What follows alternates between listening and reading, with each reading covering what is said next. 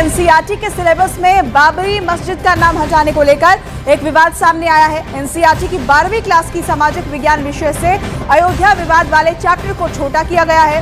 नई एनसीईआरटी की किताब में बाबरी मस्जिद का नाम भी हटा दिया गया है। बड़ी खबर ये है कि इंडिया की टेक्स्ट बुक 12th क्लास की जो टेक्स्ट बुक है वहां पे बाबरी मस्जिद की टर्म को हटा के एक नई टर्म यूज की गई है। एनसीईआरटी ने national council of education research and training ने बहुत खूबसूरत निर्णय लिया, बहुत खूबसूरत। अब इंडिया जो है वहां पे यूनिवर्सिटियां बन रही थी और वहां पे काम हो रहा था, तो यहाँ मदरसे बन रहे थे। तो आज जो सिलिकॉन वैली के अंदर इंडियंस बैठे हुए हैं वो कोई सारे अमेरिकन यूनिवर्सिटियों से नहीं पढ़े हुए हैं, वो इंडियन यूनिवर्सिटियों से पढ़ के वहां गए हुए हैं। तो ये चीजें हैं जो हमें थोड़ा सा समझनी चाहिए। और इस तरह तनाजुर में अगर आप ये समझ रहे हैं कि पाकिस्तान का तालीमी मयार आसमान की बुलंदियों को छू रहा है और हमारा तालीमी ग्राफ ऊपर जा रहा है, तो ऐसा कुछ नहीं है। इंतहाई तशवीशनाक बात सामने आई है नाजरीन कि पाकिस्तान तालीमी मैदान में इथोपिया और युगांडा जैसे पसमानदा ममालिक से भी पीछे रह गया है। तो जब सारे लोग भारत से यहाँ की चीजें उठा करके पूरी दुनिया में चला रहे हैं, तो भारत के बच्चे क्यों पढ़ेंगे कि औरंगजेब महान था? हर जो बंदा है वो यहाँ पे वो जैसे कहते हैं ना कि यूनिवर्सिटी से पढ़ के भी वो फनाटिक बन रहा है, वो मिलिटेंट बन रहा है, वो क्या कर रहा है।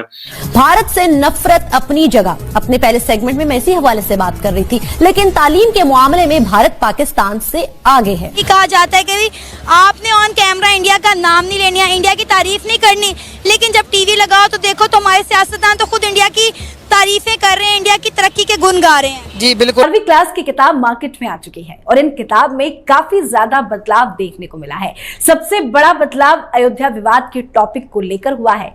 किताब से बाबरी मस्जिद, रथ यात्रा, कार सेवा और विध्वंस के बाद की हिंसा की जानकारी को हटा दिया गया है। पहले हम बात करेंगे कि जो बाबरी मस्जिद की टर्म को रिमूव करके 12th क्लास के सिलेबस में दूसरी एक टर्म यूज की गई है, उसके ऊपर मैं चाहूंगा कि मुझे थोड़ा सा और देखने वालों को भी इसके ऊपर आप एक्सप्लेन करिएगा। तो जब सारे लोग भारत से यहाँ की चीजें उठा करके पूरी दुनिया में चला रहे हैं, तो भारत के बच्चे क्यों पढ़ेंगे कि औरंगजेब महान था? भारत के बच्चे ये क्यों नहीं पढ़ेंगे कि भगवान राम एक ऐसे ऊर्जा थे, भगवान राम एक ऐसे भाई थे और भरत एक ऐसे भाई थे कि जो दोनों एक दूसरे के लिए जिंदा मिसाल थे।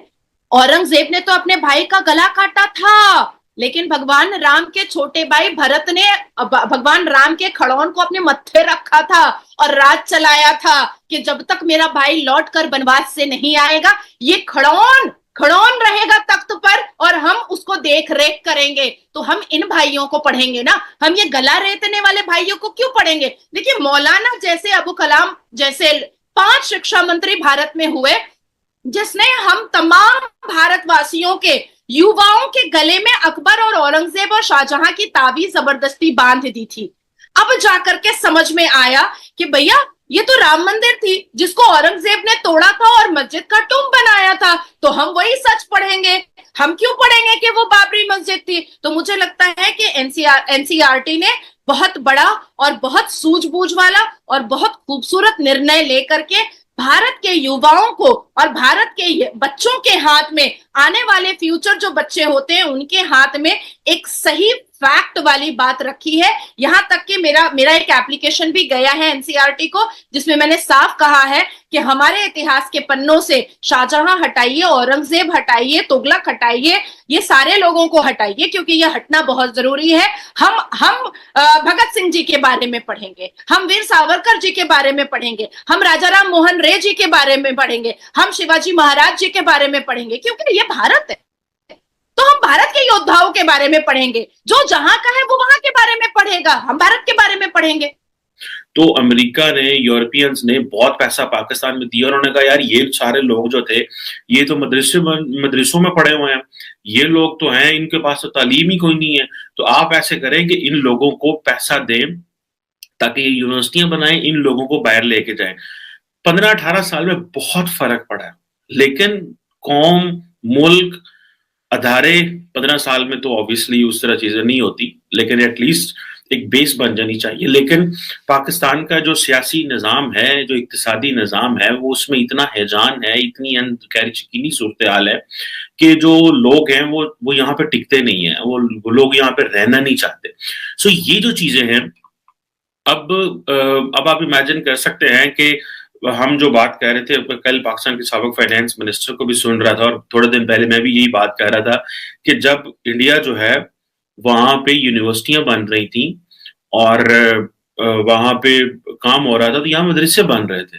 तो आज जो सिलिकॉन वैली के अंदर इंडियंस बैठे हुए हैं, वो कोई सारे अमेरिकन यूनिवर्सिटियों से नहीं पढ़े हुए हैं, वो इंडियन यूनिवर्सिटियों से पढ़ के वहां गए हुए हैं। तो ये चीजें हैं जो हमें थोड़ा सा समझनी चाहिए, हमें थोड़ी सी देखनी चाहिए कि भाई जो यूनिवर्सिटियां हैं, अगर आप उधर जाके देखें तो वहां पे प्रोटोकॉल ज्यादा होता है। जी वाइस चांसलर साहब का प्रोटोकॉल, जी फलाने डायरेक्टर साहब का प्रोटोकॉल, और जो स्टूडेंट एंड टीचर होता है वो सबसे लोएस्ट कैडर का उसको देखा जाता है।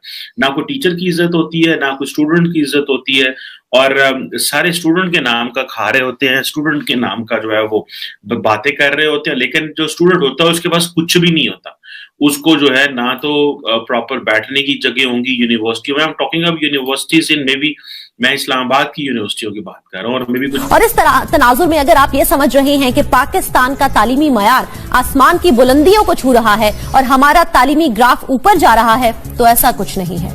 इंतहाई तशवीशनाक बात सामने आई है नाजरीन कि पाकिस्तान तालीमी मैदान में इथोपिया और युगांडा जैसे पसमानदा ममालिक से भी पीछे रह गया है। भारत से नफरत अपनी जगह, अपने पहले सेगमेंट में मैं इसी हवाले से बात कर रही थी, लेकिन तालीम के मामले में भारत पाकिस्तान से आगे है। दुनिया की 500 बेहतरीन यूनिवर्सिटीज में भारत की 9, जबकि पाकिस्तान की एक भी यूनिवर्सिटी शामिल नहीं है। इकोनॉमिक सर्वे 2014 के मुताबिक पाकिस्तान में 3 करोड़ 90 लाख नौजवानों में से सिर्फ 20 लाख 60,000 नौजवान हायर एजुकेशन तक रसाई हासिल करते हैं। यानी इसको आप आसान अल्फाज में यूं समझ लीजिए कि 100 में से सिर्फ 6 नौजवान आला तालीम हासिल कर पाते हैं। आला तालीम में पाकिस्तान की कारकर्दगी इंतहाई नाक़िस है। पाकिस्तान 140 ममालिक में से 126वें नंबर पर है। इंतहाई तशवीशनाक बात तो यह है कि पाकिस्तान का नंबर तमाम पड़ोसी ममालिक में आखिरी है।